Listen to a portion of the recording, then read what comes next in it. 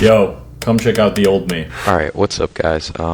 We've made a lot of progress since the last video. Alright, stop. Why am I showing you an old video of me playing the video game RuneScape? Well, this video game, and many others like it, are fundamental to understanding the reasoning behind why you're not satisfied with yourself, your progress, or your success. Back in those days where I used to log 8 hours a day on RuneScape, I was always content with the progress I made on the account that day, no matter what. My objectives for each time I sat down could be categorized in two ways. I don't really know what I'm gonna get into, but I have a general idea and I know progress will be made regardless, or I have a specific goal in mind and I want to finish it in this gaming session. On the days where I didn't have a specific goal in mind, I'd look up certain search terms like what to do in RuneScape when you're bored, and eventually figure out something I could do to further the advancement of my account. And besides the occasional times where I would die to something stupid and lose some progress, I'd always be happy with the session. On the days where I did have a specific goal in mind, I'd grind it out usually without any trouble. But regardless, I'd always be happy with the session. After I decided to stop playing video games for hours on end and instead use more of that time on my actual self, I found it extremely difficult to feel the same sort of satisfaction with my real life character as I did with my RuneScape character. Even though to an outside spectator, it seemed like I was accomplishing a lot with my day.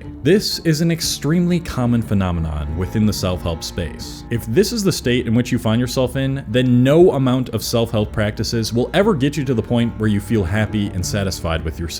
When reflecting on those early days of my self-improvement journey, I tried to dig deep into why I still felt like I wasn't enough, even with all that I was doing, and what has changed with my inward and outward reality since then to feel like I have a high self-worth on a consistent basis. And what I realized was that there were two key components that made self-improvement finally make a lasting positive impact on me. And those two key components were changing my perception of progress and transforming the reason for me pursuing a better life. And understanding both of these and watching through this video is absolutely necessary if you want to rid yourself of this mindset of nothing's working no matter what I try to do. So, the first key component, changing your perception of progress, is closely intertwined to those early days of gaming. You see, progress in video games like RuneScape can be boiled down to be as simple as watching a bar fill up more and more on your screen. It was easy to see how much experience you gained in the skill you were training and how much experience you needed until the next level. But real life is incredibly complex, and making progress in real life looks vastly different from games. The problem is, people in real life are only determining how much progress they've made in terms of measurable feedback. Getting feedback in real life in some way is massively important to feeling like you've improved. When you hit a personal record on your weighted chin-ups, you've just gotten measurable feedback. When this happens, maybe you'll even feel like you leveled up in that moment. But the problem is, while that might fuel your satisfaction for a little while, eventually you're just going to want to chase that next PR and you won't be satisfied again. And what happens if progress stagnates or even goes backwards? If what you're relying on is filling in these habit markers and hitting these new records every time you do something again,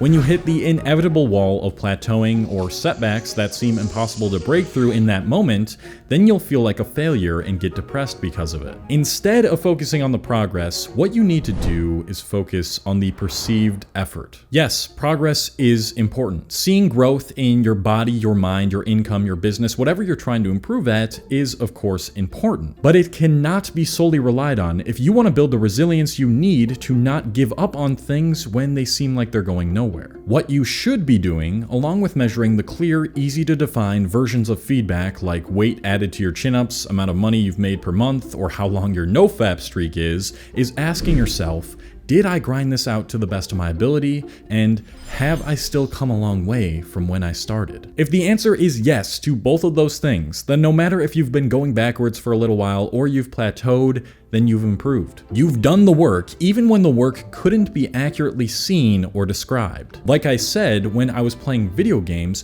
there was basically no way to go backwards, and if you wanted to level up in a skill, all you had to do is grind out the experience, and it was impossible to go back a level, and that's not the case in real life. Success in real life, it more so looks like the graph that you see on screen right now. You need to fall deeply in love with the effort you put in each day, instead of the results of that effort. There is no end place that you're going to get to that you'll think, I finally made it. If you are in the process, you have made it. So just because you can't see the progress doesn't at all mean that you're not making progress. Obviously, this is easier said than done. What you really need is a tool that helps you combine the practice of both measurable and non-measurable feedback through perceived effort. And that is where the sponsor of today's video, Fabulous, comes in. Usually, I'm very skeptical of self-improvement apps because they're often one-dimensional, like they only have you filling in a habit tracker every single day. The problem with apps like that is it does what we've discussed so far. It makes you hyper-focused on just the measurable feedback. This is where Fabulous stands out. Fabulous is an all-in-one self-growth app that focuses on building the routines in your life that make being less hard on yourself easier while still propelling you towards improvement. Within the app, there are two approaches: habit tracking and dedicated programs. They allow you to pick from a list of habits or create your own, and they send you timely reminders as well as use other features embedding behavioral science principles. And the really amazing part about this app is that it lets you go at your own pace, so you never feel like you're racing towards something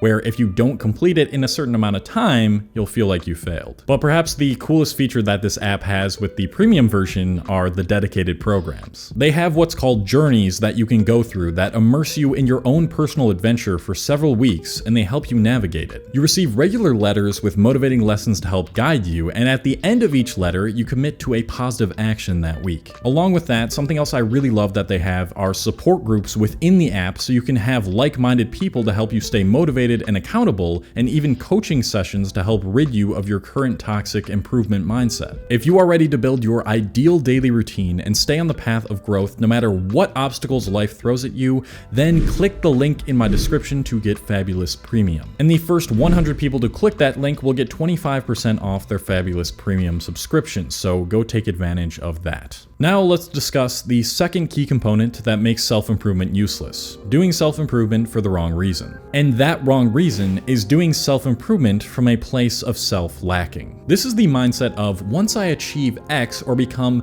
X type of person, then I'll allow myself to be happy. To explain this thoroughly, we can look at the reason why many relationships end up failing. Many people decide to get into a relationship because they think, if another person likes me enough to want to be with me and only me, and I have someone I can call mine, then I must be worthy. These people place all their fulfillment and meaning in their lives on something outside of themselves, another person. In the same way, people go into self-improvement thinking that the act of self-improvement itself is what will bring them long-term fulfillment and what will make them have high worth. But if your main reason for viewing yourself in a more desirable manner comes from the acts of going to the gym, doing nofap, cold showers, and working on a business, then you are yet again tying your fulfillment and meaning in your life to something outside of yourself. If you were to suddenly lose one or more of those things, or like we discussed earlier, stop making measurable feedback in one of those things, then you'll just easily fall back into depression and low self-worth. Self-improvement itself is not the thing that makes you worthy. It's the thing that makes feeling worthy easier. And that is for two reasons. The first and more obvious reason is that many of these practices help to change your physiology and release feel-good chemicals in the brain in a healthy way, and they give you the feeling of having something to strive towards, which we all need to some extent. And the second, the one I want you to dive deeper into, is because it helps you shift your identity to what you define as being a happy, successful person. You see, everybody has a story that they tell themselves about who they are, how highly they value themselves, and how much they think they deserve something. This story of ourselves has been shaped over the years by our upbringings, other people, and what our society tells us we should place our self-worth on. Now, I think it's safe to assume that the majority of people watching my channel are constantly consuming self-help videos. And these all revolve around talking about virtually the same topics: how to make yourself more attractive, confident, make more money, be more productive, gain more muscle,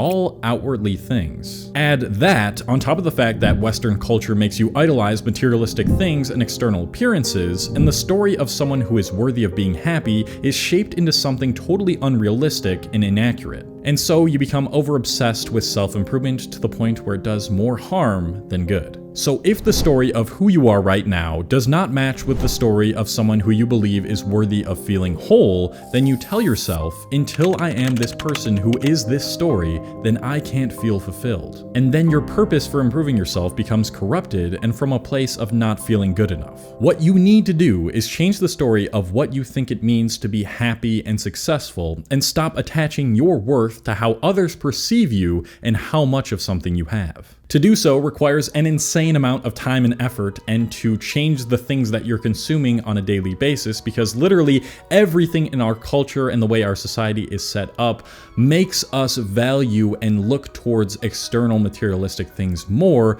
But it is possible. And it's possible through changing the story of who you are. You must look within and realize that you were raised by a system that values the wrong things, and you need to break down those firmly rooted beliefs that were created so long ago. And to do so, it starts by asking yourself this question: what am I missing? Or rather, what do I think I'm missing? When you try to answer this, you'll start to go through the typical things: a significant other, money, friends, a fulfilling career. And then you need to ask yourself, why do I think I need these things in order to feel worthy? And again, when you go through all the answers, you'll realize that yes, being healthy and having good relationships and enjoying your work, it is important, but it's not absolutely necessary to feel whole where you are right now. You only thought it was necessary because you believe so many lies from the things that you've consumed on a regular basis over the years. When you go through this process, your story of yourself starts to change for the better, and improving oneself starts to be fueled by self-love